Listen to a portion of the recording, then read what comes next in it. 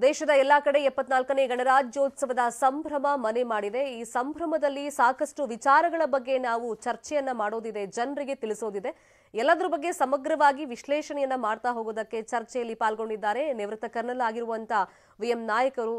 Sir ನಮಸ್ಕಾರ, ನಿಮಗೆ 74ನೇ ಗಣರಾಜ್ಯೋತ್ಸವದ ಶುಭಾಶಯಗಳು. ಮೊದಲಿಗೆ ನಮಸ್ಕಾರ, ತಮಗೂ ಕೂಡ republic day congratulations. Thank you sir. Sir, ಈಗ ಕರ್ತವ್ಯ ಪಥ, ಇಷ್ಟು ದಿನ ರಾಜ್ಪಥ್ ಅಂತ ನಾವು ಕರಿತಾ ಇದ್ವಿ, ಕರ್ತವ್ಯ ಪಥ ಅಂತ ಅದಕ್ಕೆ ಮರುನಾಮಕರಣ ಆದ್ಮೇಲೆ ಅಲ್ಲಿ ಪರೇಡ್ ನೋಡೋದಕ್ಕೆ ಒಂದು ಕುತೂಹಲ. ಜೊತೆಗೆ ಈ ಕೊರೋನಾ ಸಂದರ್ಭದಲ್ಲಿ ಸಾರ್ವಜನಿಕರಿಗೆ ಅವಕಾಶ ಇರಲಿಲ್ಲ, ಬಹಳ ಸರಳವಾಗಿ ಒಂದು ಆಚರಣೆ ನಡೀತಾ ಇತ್ತು. ಸೊ ಆ ಸಂಭ್ರಮವನ್ನ ಎಕ್ಸ್ಪ್ಲೈನ್ ಮಾಡೋದಾದ್ರೆ, ಯಾಕಂದ್ರೆ ಈ ಸಂವಿಧಾನದ ಆಚರಣೆ ನಮ್ಮ ಭಾರತದ ದಿನಾಚರಣೆಗಳ ಪ್ರಯುಕ್ತ ನಾವು ನೋಡೋದಾದ್ರೆ ಒಂದು ಮಹತ್ವದ ಘಟ್ಟದಲ್ಲಿ ನಿಲ್ಲುತ್ತೆ. ಹೌದು, ಇದು ರಾಜಪಥದಿಂದ ಕರ್ತವ್ಯ ಪಥ ಆಯಿತು. ಇದೆಲ್ಲ ಸ್ಲೋಲಿ ಈ ಕೊಲೋನಿಯಲ್ ಏನಪ್ಪ ನಾಮಕರಣ ಏನಿತ್ತು ಅದರಿಂದ slowly we are moving towards ನಮ್ದು ಏನಪ್ಪ ನಮ್ಮ ದೇಶದ ಅಸ್ತಿತ್ವ, ನಮ್ಮ ದೇಶದ ಒಂದು ಐಡೆಂಟಿಟಿ ಕಡೆ ಇದು ಮಾಡ್ತಾ ಇದ್ವಿ. ಕೊರೋನಾ ಸಲುವಾಗಿ ಏನಾಯ್ತು ಅಂದರೆ ಇದು ಲಿಮಿಟೆಡ್ ಪರೇಡ್ ಇತ್ತು, ಲಿಮಿಟೆಡ್ ಪ್ರೇಕ್ಷಕರಿದ್ದರು. ಬಟ್ ಈಗಂತೂ ಇದು ಏನಿಲ್ಲ, ಇದು ಈಗಂತೂ ಭಾಳ ಸಂಭ್ರಮದಿಂದ ನಡೀತಾ ಇದೆ. ಮತ್ತು ಏನಂತಂದರೆ ರಿಪಬ್ಲಿಕ್ ಡೇ ಎಲ್ಲದಕ್ಕಿಂತ ಮೊದಲು ನಾನು ಏನು ಹೇಳ ಬಯಸ್ತೇನೆ ಅಂತಂದರೆ, ಇದು ರಿಪಬ್ಲಿಕ್ ಡೇ ಆ್ಯಕ್ಚುಲಿ ನವಂಬರ್ 26ಗೆ ಕಾನ್ಸ್ಟಿಟ್ಯೂಷನ್ ತಯಾರಾಗಿತ್ತು. ಆ್ಯಕ್ಚುಲಿ ಅವತ್ತೇ ರಿಪಬ್ಲಿಕ್ ಡೇ ಆಗಬೇಕಾಗಿತ್ತು. ಬಟ್ ಜನವರಿ 26 ಯಾಕೆ ಚೂಸ್ ಮಾಡಿದರು? ಅದಕ್ಕೊಂದು ಹಿಸ್ಟ್ರಿ ಇದೆ, ಅದಕ್ಕೊಂದು ಕಾರಣ ಇದೆ. 1929ದಲ್ಲಿ ಡಿಸೆಂಬರ್ 31 ಅವಾಗ ಪಾಕಿಸ್ತಾನ ಹಿಂದೂಸ್ತಾನ ಎರಡು ಒಂದೇ ಇದ್ದವು. ಲಾಹೋರದ ರವಿ ನದಿಯಲ್ಲಿ ಅದರ on the banks of Ravi river Pandit Jawaharlal Nehru ಒಂದು ಘೋಷಣೆ ಮಾಡ್ತಾನೆ. ಏನಂತಂದ್ರೆ ಅದಕ್ಕಿಂತ ಮೊದಲು ಬ್ರಿಟಿಷರು ಏನು ಮಾಡ್ತಿರ್ತಾರೆ, ನಾವು ಡೊಮಿನಿಯನ್ ಸ್ಟೇಟ್ ಕೊಡ್ತೀವಿ ಅಂತ ಹೇಳ್ತಾರೆ. ಇಲ್ಲ, ನಮ್ಗೆ ಡೊಮಿನಿಯನ್ ಸ್ಟೇಟ್ ಅಂದರೆ 50% ಅವ್ರ ಕಂಟ್ರೋಲು, 50% ನಮ್ಮ ಕಂಟ್ರೋಲು. ಇವರೆಲ್ಲ ಅವತ್ತಿನ ದಿವಸನೇ ಅವರು ಡಿಕ್ಲೇರ್ ಮಾಡ್ತಾರೆ. ಏನಂತಂದರೆ ಈಗ ಜನವರಿಯಲ್ಲಿ ಕೊನೆಯ ಭಾನುವಾರ ಯಾವುದು ಬರುತ್ತೆ ಅವತ್ತಿನ ದಿವಸದಿಂದ ನಾವು ಸಂಪೂರ್ಣ ಸ್ವರಾಜ್ಯ ಅವ್ರು ಕೊಡಲಿ ಬಿಡಲಿ ನಾವು ಕಂಪ್ಲೀಟ್ ಸ್ವರಾಜ್ಯ ಸ್ವೀಕರಿಸ್ತೀವಿ ಅಂತಕೊಂಡು. ಅದ್ರ ಸಲುವಾಗಿಯೇ ಅದು ಲಾಸ್ಟ್ ಸಂಡೇ ಆಫ್ ಜನವರಿ 1930 ನೀವು ನೋಡಿದರೆ 26 ಬರ್ತದೆ. 26 ಸಲುವಾಗಿ ಅಲ್ಲಿಂದ 1930 ಹಿಡಿದು 1950ವರೆಗೆ ಅದು ಒಂದು 26 ಜನವರಿ ಆಚರಣೆ ಮಾಡ್ತಾ ಬಂದಿದ್ದರು. ಅದ್ರ ಸಲುವಾಗಿಯೇ ನವಂಬರ್ 26ನ ರಿಪಬ್ಲಿಕ್ ಡೇ ಅಂತ ಚೂಸ್ ಮಾಡಲಿಲ್ಲ. ಯಾಕಂದ್ರೆ ಈಗ ಆಲ್ರೆಡಿ 20 ವರ್ಷದಿಂದ ಸೆಲೆಬ್ರೇಟ್ ಮಾಡ್ಕೊತ ಬಂದಿದ್ದರು. So matter of another 2 months ಅಂದರೆ ಕಾನ್ಸ್ಟಿಟ್ಯೂಷನ್ ಅಡಾಪ್ಟ್ ಮಾಡಿದ ನಂತರ ಕೆಲವೊಂದು ಕೆಲಸ ಮಾಡ್ಲಿಕ್ಕೂ ಶುರು ಮಾಡಿದರು. ಅದನ್ನು ಆಚರಣೆ ಮಾಡೋದು ಏನಪ್ಪ ಅಂದರೆ ಜನವರಿ 26, 1950 ಸ್ಟಾರ್ಟ್ ಆಯಿತು. ಓಕೆ ಸರ್, ನಿಮ್ಮ ಹತ್ರ ಮಾತಾಡ್ತಾ ಹೋಗ್ತೀನಿ. ದೆಹಲಿಯಲ್ಲಿ ಏನಾಗ್ತದೆ ಈ ಬಗ್ಗೆ ಅಪ್ಡೇಟ್ ಅನ್ನ ಜನರಿಗೆ ಕೊಟ್ಬಿಡೋಣ. ದೇಶದ ಎಲ್ಲಾ ಕಡೆ 74ನೇ ಗಣರಾಜ್ಯೋತ್ಸವದ ಸಂಭ್ರಮ ಮನೆ ಮಾಡಿದೆ.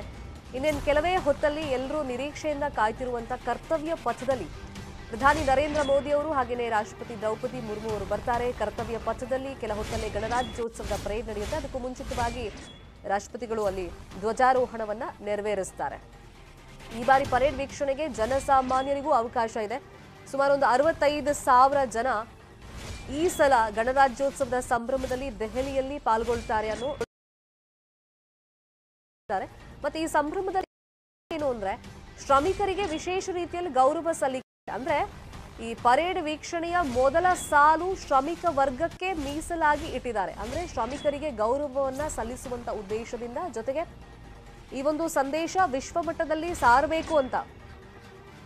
ಯಾಕಂದ್ರೆ ಈಗಿನ ಸರ್ಕಾರದ ಉದ್ದೇಶ ಅಂದ್ರೆ ಸಮಾಜದ ಕಟ್ಟ ಕಡೆಯ ವ್ಯಕ್ತಿಯ ಅಭಿವೃದ್ಧಿ ಆಗಬೇಕು, ಅವರಿಗೆ ಸೌಲಭ್ಯ ತಲುಪಬೇಕು ಅಂತ ಹೇಳಿ ಶ್ರಮಿಸ್ತಾ ಇರೋದ್ರಿಂದ ಈಗ ಮೊದಲ ಸಾಲಿನಲ್ಲಿ ಅವ್ರಿಗೆ ಕೂರೋದಕ್ಕೆ ಅವಕಾಶವನ್ನ ಮಾಡಿಕೊಟ್ಟಿದ್ದಾರೆ. ಇನ್ನು ರಾಜಪಥವನ್ನ ಕರ್ತವ್ಯ ಪಥವಾಗಿ ಮರುನಾಮಕರಣ ಮಾಡಿದ ಮೇಲೆ ಮೊದಲ ಬಾರಿಗೆ ಅಲ್ಲಿ ಪರೇಡ್ ನಡೀತಾ ಇರೋದು. ಇನ್ನು ಇದೇ ಮೊದಲ ಬಾರಿಗೆ ಸ್ವದೇಶಿ ಶಸ್ತ್ರಾಸ್ತ್ರಗಳ ಮಾತ್ರ ಪ್ರದರ್ಶನ ಅಲ್ಲಿ ನಡೆಯೋದು.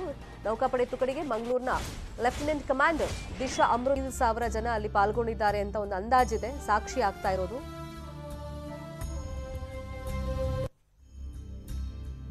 ನಮ್ಮ ಜೊತೆ ಇದ್ರು ವಿ.ಎಂ. ನಾಯಕ್ ಸರ್, ದೇಶೀಯ ಸೇನಾ ಆಯುಧಗಳ ಪ್ರದರ್ಶನ ಅಂದ್ರೆ ಪರೇಡ್ ನಲ್ಲಿ ಸಾಗಿ ಬರುತ್ತೆ, ಅದು ಈ ಬಾರಿಯ ಒಂದು ಸ್ಪೆಷಾಲಿಟಿ.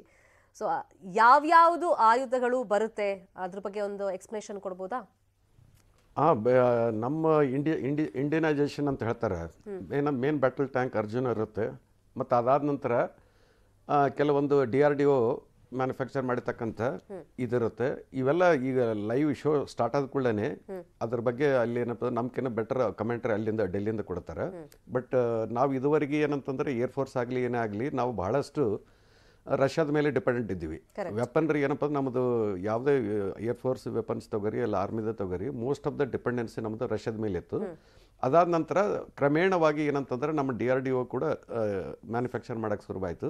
ಅದು ಒಂದು ಏನಂತಂದ್ರೆ ಮೇಡ್ ಇನ್ ಇಂಡಿಯಾ, ಅದೊಂದು ಮ್ಯಾಟರ್ ಆಫ್ ಸೆಲ್ಫ್ ಪ್ರೈಡ್. ಅದು ಆ ಥರ ಏನಂತಂದ್ರೆ ಇವತ್ತು ಪರೇಡ್ನಲ್ಲಿ ನಮಗೆ ನೋಡ್ಲಿಕ್ಕೆ ಒಂದು ಅವಕಾಶ ಸಿಗುತ್ತೆ. ಅಂದ್ರೆ ದೇಶೀಯ ಸೇನಾ ಆಯುಧ ಪ್ರದರ್ಶನ ಏನು ನಡೆಯುತ್ತೆ, ಪರೇಡ್ನಲ್ಲಿ ಸಾಗಿ ಬರುತ್ತೆ.